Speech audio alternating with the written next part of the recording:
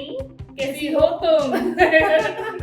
कैसी हो रिंकू? बहुत ही बढ़िया कृति, तुम कैसी हो? परफेक्ट। तो आप आ चुके हैं ऋतिकीज पॉडकास्ट में और मैं हूं कृति सिंह, मैं हो रही घोष और और हम हम हैं आपके दोस्त एंड होस्ट। सो आज का एग्जाम ओहो आज Topic. का टॉपिक, क्योंकि अब यार ऑब्वियसली हमारा टॉपिक ही एग्जाम से रिलेटेड है, जो आप लोगों ने भी शायद अभी सुना होगा, जो रिसेंट एक चर्चा चल रही है। तो हम बात कर रहे हैं एग्जैक्टली नीट एग्जामिनेशन रिजल्ट्स की, जो अभी हाल ही में बहुत चर्चित है, जो कि है फेमस नीट एग्जाम के स्कैम के ऊपर बात है। बिल्कुल। सो बेसिकली स्कैम है या स्कैम से पहले हम ये बात कर ले कि नीट एग्जामिनेशन होता क्या है, exactly. कौन देता है। बिल्कुल। सो नीट एग्जामिनेशन जो कि फुल फॉर्म जिसके हम आपको बता सकते हैं, it is national eligibility cum entrance exam. Under graduate UG means under graduate basically exam होता है मेडिकल फील्ड में जो लोग अपना करियर परस्यू करना चाहते हैं, as in doctors, nurses, AYUSH वाले, डेंटिस्ट, जितनी टाइप के होते हैं वेटरनरी डॉक्टर्स, उनके लिए बेसिकली नीट का एग्जामिनेशन होता है। नीट का जो एग्जामिनेशन होता है ऑल ओवर इंडिया में होता है। इट्स वन एग्जाम जो पूरी इंडिया में हेल्ड होता है। फिर तुम्हें ये पता है नीट से पहले कौन सा था? नीट तो चलो अभी भी आया था, टाइम भी हुआ हार्डली आई गेस कितना 7-8 साल पहले, है ना? तो उससे पहले कौन सा एग्जाम होता था? उससे पहले होता था AIPM, ठीक है, जिसका फुल फॉर्म है all India pre medical test. अब इसमें ये बेसिकली था स्टेट वाइज, हर स्टेट में ये एग्जाम होता था, कॉलेजेस कंडक्ट करवाते थे। लेकिन फिर ऑब्वियसली स्टेट वाइज करना ये थोड़ा सा मुश्किल हो रहा था, तो इसलिए फिर उसका एक ही एग्जाम मिलके बना दिया, जिसको आज हम नीट यूजी के नाम से जानते हैं। पहले नीट यूजी को जो है बेसिकली गवर्न करता है या वो उसे सुपरवाइज करता है, वो CBSE करता है। हाँ, वही CBSE बोर्ड जो हमारे स्कूल्स में होते हैं। बट आफ्टर सम टाइम इनको एक अथॉरिटी ने अंडरटेक कर लिया, उनको दे दिया गया, सौंप दिया गया basically, that is called NTA, national testing agency, जो इसके आगे लुक आफ्टर करता है। करेक्ट। अब भाई इनका काम क्या है? भाई सारा नीट का एग्जाम अच्छे तरीके से हो, कोई आगे कोई घपला ना हो जाए, कोई बच्चा चीटिंग ना करे, तो ऑब्वियसली ये सब देखो सारी चीजें देखी जाती हैं, मतलब सुपरवाइज किया जाता है बेसिकली। बिल्कुल। और यही जैसे हमने बोला स्टार्टिंग में, नीट एग्जाम को स्कैम माना जा रहा है। बिल्कुल। नीट एग्जाम हुआ कब था? I think 5 May. करेक्ट, 5 मई को हुआ था और इसका रिजल्ट आया था 4 जून को। बिल्कुल। अब एक क्वेश्चंस यहाँ पुट अप हो रहे हैं कि मेजर कंसर्न जो उनका है, जो एग्जाम का रिजल्ट 10 दिन बाद आया तो वो 4 जून को क्यों हुआ है, जिस दिन हमारे इलेक्शन के रिजल्ट्स आए हैं। देखो बहुत सारे इंटरप्रिटेशन है इसकी, बहुत सारी थ्योरीज हैं, ऑब्वियसली हम थ्योरीज में तो नहीं पढ़ेंगे। No, we are going to the theories. हम सिर्फ बेसिकली एलिगेशंस की बात कर रहे हैं जो स्टूडेंट्स ने लगाए हैं एंटी अथॉरिटीज के ऊपर, कर रहे कि एग्जैक्टली उनको क्या क्या प्रॉब्लम है जो एग्जाम हुए हैं जिस तरीके से, एंड सेकेंडली जो रिजल्ट आया है उसका क्या रीजन। करेक्ट, और उस पे सुप्रीम कोर्ट की क्या वर्डिक्ट, बिकॉज़ ये नीट एग्जाम बहुत बड़े लेवल का एग्जाम होता है। यू नो, आप खुद सोचिए, बच्चे जिनको एक्चुअली मेडिकल लाइन में परस्यू करना है, 12-12 घंटे 14 घंटे पढ़ाई करते हैं, सिर्फ competitive exam entrance exam, right? अगर उसमें ही कुछ ऐसी चीज हो जाए जिससे बच्चा का करियर खराब हो सकता है, तो उसमें से बहुत बड़ा मुद्दा होगा ही, राइट? तो सबसे वही बड़ी बात हुई कि एग्जाम का रिजल्ट जल्दी आया था, वो चीज हो गई। बाकी दूसरा एलिगेशन ये लगाया गया है कि हमें ग्रेस मार्क्स मिले हैं। On what reasons? Yes, on what reason? Loss of time. So basically कुछ बच्चों ने बोला है कि हमें टाइम प्रॉपर्ली नहीं मिल पाया है एग्जामिनेशन में, तो इस वजह से उन बच्चों को लॉस ऑफ टाइम के बिहाफ पे कुछ ग्रेस मार्क्स दिए गए हैं। ये ग्रेस मार्क्स इससे पहले कभी भी पिक्चर में नहीं थे, लेकिन ये इस साल स्पेसिफिकली उन बच्चों को दिए गए हैं, which is very very questionable. अब उसमें भी इन्होंने एनटीआर ने एक रीजन दिया है कि इनकी कमेटी होती, ग्रीवियंस कमेटी, बेसिकली वो देख रेख करती है, वो मॉनिटर करती, सीसीटीवी कैमरास लगे क्या है नहीं, तो उनके बेसिस पे एक्चुअली बच्चों ने प्रॉब्लम फेस करी है। On the basis of this theory, इस चीज के बेस पे ग्रेस मार्क्स दिया गया, on the basis of loss of time. ये बोला कि लॉस ऑफ टाइम के वजह से ग्रेस मार्क्स देंगे। बट इसके अलावा मेन क्वेश्चन पता है कृति क्या है, कि जिन बच्चों को ग्रेस मार्क्स दिए गए हैं और उसके अलावा 67 बच्चों ने इस बार टॉप किया है, and they got full marks as in 720 out of 720। 720 का एग्जाम होता है, 4 आपके डिफरेंट सब्जेक्ट्स होते हैं जिसके बेस पे एग्जाम होते हैं। जिसमें एक सब्जेक्ट 50 क्वेश्चंस होते हैं, 45 is a mandatory to be attend. Correct. आप ऐड करिए आगे। अब इसके अंदर इनकी मार्किंग स्कीम में देखो डिफरेंस है। इन्होंने कहा है कि हम हर एक सही क्वेश्चन पे 4 आपको मार्क्स देंगे या 4 मार्क्स देंगे, और जैसे ही आपका अगर एक भी क्वेश्चन गलत होता है तो उसका एक -1 हम करते हैं, ठीक है। तो ऐसे करके अगर आप पूरा हिसाब लगाओगे तो ही 720 इज द टोटल मार्क्स आप जो गेन कर सकते हैं मैक्सिमम। सो 67 बच्चों ने अप्रोक्सीमेटली 720 पॉइंट्स गेन किए या 720 मार्क्स गेन किए, जो पिछले साल तक 2 ही बच्चे थे जिन्होंने ये किया था। पिछले अगर हम 3-4 साल की रिपोर्ट देखें उस हिसाब से इस बार 67 बच्चों को 720 या 720 मिलना बहुत बड़ा क्वेश्चन है। मतलब एक रीजन एनटीए ने ये भी दी है कृति अपने डिफेंस से बोलते हुए कि जी इस बार बच्चों ने बहुत अच्छे मतलब एग्जाम अटेंड किया है, 23 लाख स्टूडेंट्स ने इस बार अटेंड किया है, जो कि पिछले साल से 3 लाख और ऊपर है। पिछले साल 20 लाख के करीब कोई बच्चे थे, इस बार 23 लाख के करीब। बट कृति मेरा क्वेश्चन एक पुट अप होता है यार, 23 लाख बच्चों ने भी करा बट 67 बच्चों का टॉप करना डोंट यू थिंक थोड़ा फिशियस सस्पिशियस है? वही तो प्रॉब्लम है। अब इसी चीज को लेके तो बच्चे भी बहुत ज्यादा ऑब्वियसली देखो प्रेस तो करेंगे इस चीज के, क्योंकि जिन लोगों ने मेहनत की है उन लोगों के लिए थोड़ा कहीं ना कहीं तो अनफेयर है। अब क्वेश्चन है बस यही नहीं देखिए कि यहाँ पे 67 बच्चों ने टॉप किया।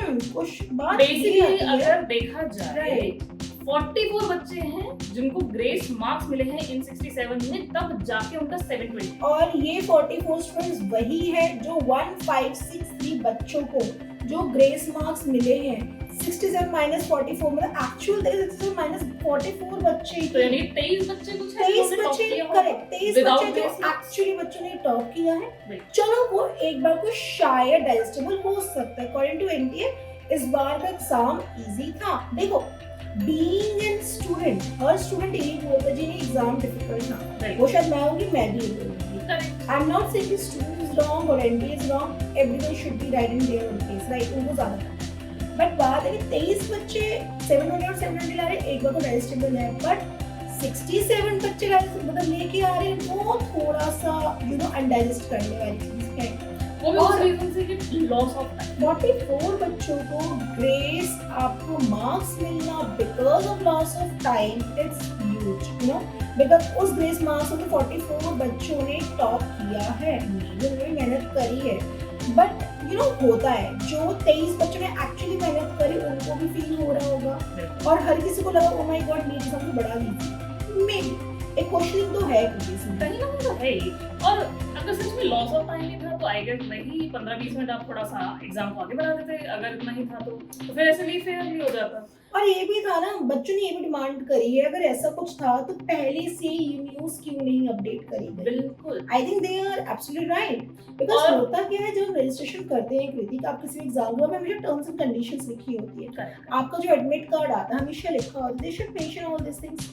कि यू नो की गाइडलाइंस भी होनी चाहिए थी कि भैया ग्रेस मार्क्स भी मिल सकते हैं अगर आपको लॉस ऑफ टाइम है, राइट। इसके अलावा एक और ग्रेस ऑफ मार्क्स का कृति वो भी दिया गया ना, कुछ क्वेश्चन एरर था क्वेश्चन में। हाँ, एक इनके नीट के एग्जाम में एक क्वेश्चन था जिसके अंदर एक ही क्वेश्चन के 2 सही आंसर्स थे। तो बेसिकली एनटीए का कहना उस पर ये है कि ये जो क्वेश्चन जो रेफरेंस था उसके जो 2 क्वेश्चन 2 आंसर सही हैं।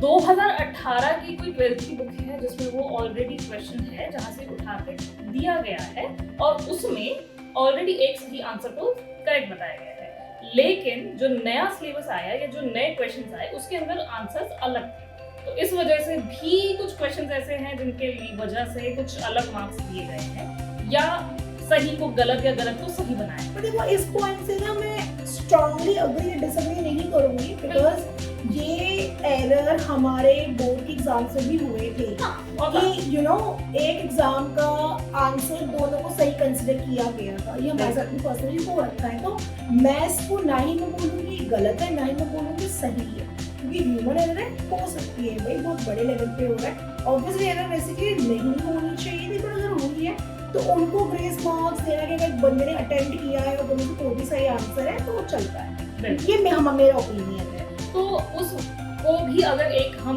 मान रहे हैं रीजन की उन लोगों को या कितने बच्चों को एग्जाम में एक्स्ट्रा मार्क्स मिले हैं तो चलो ठीक है, दैट इज फेयर, अगर वो सबको मिले। लेकिन लॉस ऑफ टाइम का देखो ये मुझको ये भी नहीं हम लगता। लोग को तो नहीं समझ आता क्योंकि बिल्कुल लॉस ऑफ टाइम है, ऑब्वियसली वही बात बोली गई है, तो आपको उसी टाइम में 10-15 मिनट एक्स्ट्रा देने चाहिए थे। बिल्कुल अगर सपोज 1 बजे एग्जाम स्टार्ट होना था, ड्यू टू एनी रीजन 1:15 बजे 1:20 पे एग्जाम स्टार्ट हुआ है, तो आपको उसी टाइप से करना चाहिए था, बिकॉज ये नॉर्मल एग्जामिनेशन भी हो जाता है कि अगर एग्जाम शीट या question paper due to any reason late आए हैं नॉर्मल स्कूल्स एग्जामिनेशन में या फिर अपने कॉलेज एग्जामिनेशन, चीजें हो जाती हैं क्योंकि राइट कि अगर आपका एग्जाम में क्वेश्चन पेपर लेट आए तो उसी हिसाब से ही कंसीडर किया जाता है, वो कॉलेज वाले या बोर्ड वाले खुद देते हैं, तो आई गेस वो चीज भी हो सकती है। बाकी हम लोग MT तो knows better. MD knows better of course, but हम लोग तो इस चीज से बिल्कुल भी Agree नहीं कर पा रहे, बहुत अनडरस्टैंडेबल चीजें हैं। और इसके अलावा कहते ये भी चीज आई है, तो स्टैंड इसमें भी बोला जा रहा है कि बहुत सारे इन्वेस्टिगेशन हुए हैं जो बैक टू बैक हुए हैं एग्जाम्स के बाद,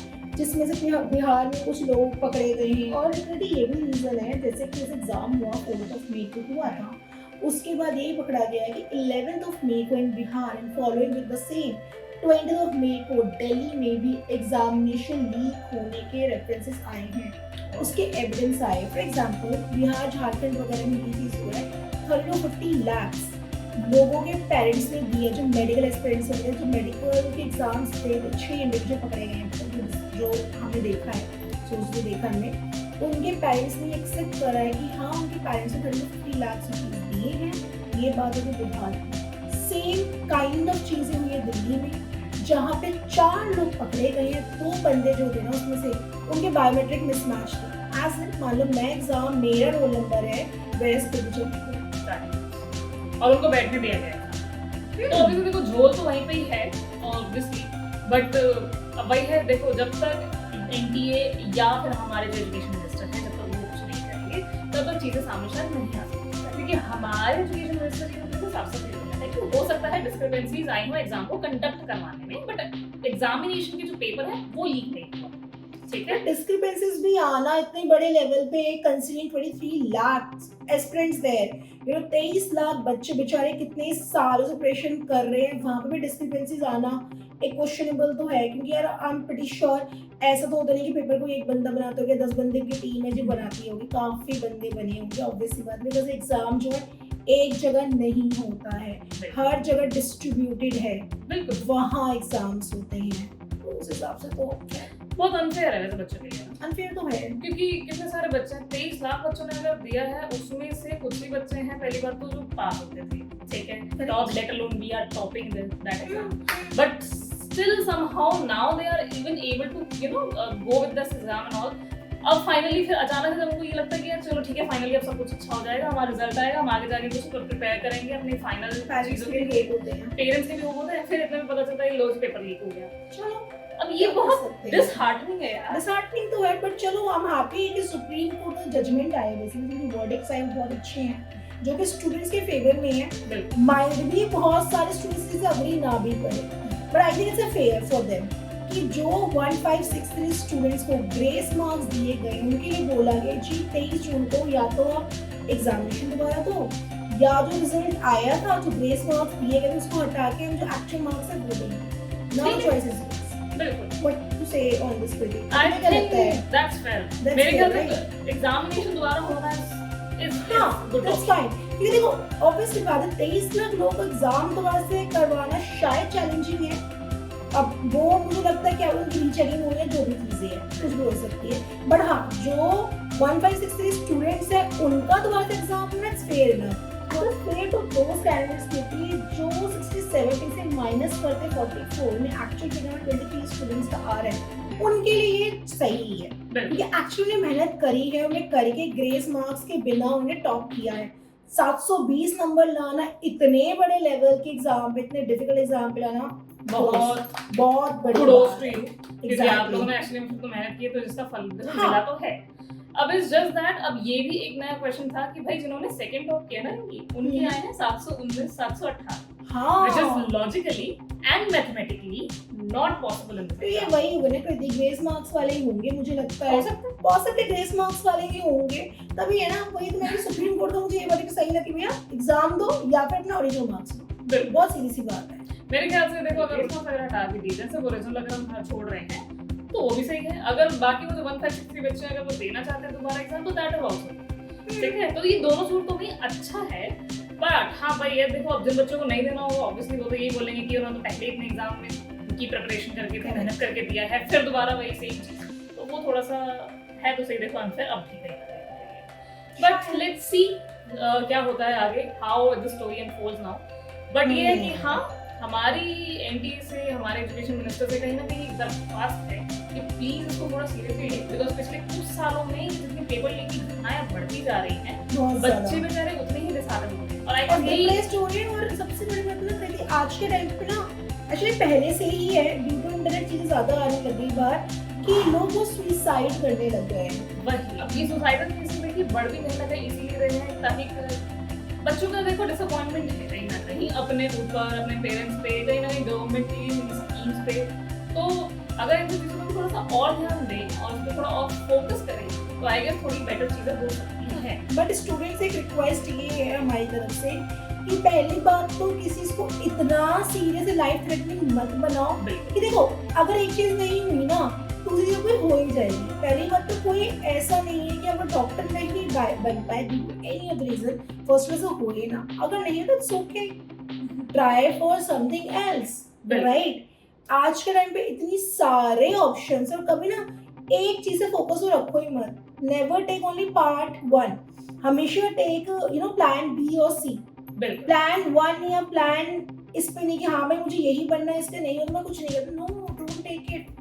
आपके पास बहुत ऑप्शन, एक्सप्लोर तो करो, चीजें मिल जाती है, पर अपनी लाइफ थ्रेटनिंग या अपनी लाइफ थ्रेटनिंग का कोई मतलब ही नहीं बनता। करेक्ट, मतलब ठीक है अगर हमें लगता है कि हम डॉक्टर नहीं बन पाए तो ठीक है, कुछ और उससे रिलेटेड हम कर सकते हैं। बहुत सारे ऑप्शंस हैं भाई, जिंदगी खत्म नहीं हो जाती दोस्तों यार, थोड़ा सा अपने हेल्थ पे, अपने मेंटल पे, अपनी फिजिक पे, सब पे ध्यान दो और अपने आप को जितना हो सके उतना लाइट मोड में रखो। हाँ, इतना सीरियस मत हो कि आपको ये लगे कि भाई अब तो दुनिया ही खत्म हो गई है, जिंदगी ले लो मतलब नहीं है। हाँ यार, think about your parents as well. Parents से भी रिक्वेस्ट है कि अपने बच्चों पे प्रेशर मत करो, let them choose their own career. अब वो छोड़ दो कि इंजीनियर ही बनना है जी, डॉक्टर ही बनना है, सीए ही बनना है या ये बनना है, वो बनना है, जो बच्चों का मन है वो बनने दो। अगर बच्चे फेल हो रहे हैं, अगर वो आपको आके बोल लेना पापा या मम्मा ड्यू टू दिस रीजन में फेल हो गए, in spite to scolding them, just support, life is very routine. अपना बस एक अच्छा प्यारा सा उनको सपोर्टिव हैंड के ऊपर रख दीजिए और उनको बस बोल दीजिए कि कोई बात नहीं, आगे देखते हैं और क्या, क्योंकि ऑप्शंस बहुत है हमारे पास, तो इसलिए ज्यादा आप भी बच्चों को इतना प्रेशर मत लो, बिल्कुल, और इतना डिसहार्ट, लाइफ यहाँ खत्म नहीं होती, इट्स जस्ट अ विंडो जो भी क्लोज नहीं होगी। इसके अलावा कितने ही डोर्स ओपन हो जाएंगे आप लोगों के लिए, आपको भी नहीं पता। फेलियर से ही आप सक्सेसफुल कब बन जाओगे पता भी नहीं चलता। ट्राई करो, कुछ ना कुछ से निकल ही जाओगे, आपको भी नहीं चलेगा। बस प्रीति आज की और कुछ बस हमारी बस यही थी छोटी सी पेशकश, क्योंकि हमें बहुत सुनने में आता नीट पेपर इज लीक, तो हमें लगा कि चलो ठीक है अब थोड़ा सी इस पे भी चर्चा करनी बहुत जरूरी, लाइट थ्रो करना बहुत जरूरी इस टॉपिक पे। एंड दोस्तों जो भी आप लोग देख रहे हैं, जो भी स्टूडेंट्स हैं, कुछ भी आप अपने व्यूज भी बताना कमेंट्स में, हमें पता चलेगा आप लोग क्या सोचते हैं। जो सुप्रीम कोर्ट का डिसीजन है आप उससे अग्री हो या नहीं, क्योंकि मैं तो बहुत मतलब अग्री हूँ। मैं कहीं ना कहीं 50% I am agree, but 50% I still believe कि सुप्रीम कोर्ट को थोड़े और स्ट्रिक्ट इसमें शायद मेजर लेने की बहुत जरूरत है, क्योंकि देखो जो बच्चे ऑलरेडी एग्जाम दे चुके हैं उनके लिए दोबारा अपेयर करना it's kind of a hectic thing, क्योंकि दोबारा से अपनी एबिलिटी प्रूव करने के लिए उनको दोबारा एग्जाम देने पड़ेंगे, तो हो सकता है शायद वो इस चीज को इतना ज्यादा सीरियसली ना लें। मैं इसलिए अग्री हूँ बिकॉज एग्जाम से उन बच्चों का हो रहा है जिनको ग्रेस मार्क्स मिले हैं, सबका नहीं हो रहा है, तो मैं शायद इसलिए ज्यादा अग्री हूँ। और उसमें से ऑब्वियसली बात है 44 बच्चे वो हैं जो 67 आउट ऑफ 44 बच्चे टॉपर्स में से हैं, तो अच्छी बात है, उनका भी एग्जाम होगा और जो एक्चुअली टॉपर्स है उनको पता होगा कि हाँ भाई वही टॉपर्स है। थोड़ा सा मे भी हो सकता है कि ये भी जो रिंकी बोल रही है ठीक है, तो बस यही कि जो भी हो फेयर एंड स्क्वायर तरीके से हो, अब कुछ घपला या इसमें अब कोई भी ऐसी कोई नहीं चीज होगी। प्लीज बच्चों का करियर यार मत करना जो भी लोग कर रहे हैं, और ये बच्चे हमारे कंट्री का फ्यूचर है, कंसीडरिंग दैट फैक्ट फ्यूचर को थोड़ा सा मेंटेन करके रखना, ठीक है। तो यही है आज के लिए हमारा, बस इतना काफी है, और आज के लिए मेरे ख्याल से ज्ञान बहुत हो गया है तो हम आपसे मिलेंगे अपने नेक्स्ट वीडियो में। और जिन जिन लोगों ने भी हमारी पिछली वीडियो पे हमें बहुत सारे एप्रिसिएशन थैंक दिए you so thank you. Much. And जिनको भी बुरा लगा है उनको हमारे तरफ से सॉरी।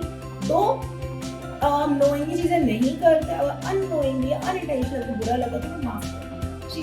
ऐसे ही मन बने रहिए, हमें लाइक करिए, सब्सक्राइब करें एंड शेयर करिए और कमेंट में बताते रहिए न्यू एपिसोड्स के बारे में, टॉपिक सेक्शन में। तो अब हम आपसे मिलेंगे अपने नेक्स्ट एपिसोड में, तब तक के लिए stay tuned and support us. So तब तक के लिए bye bye, love you all.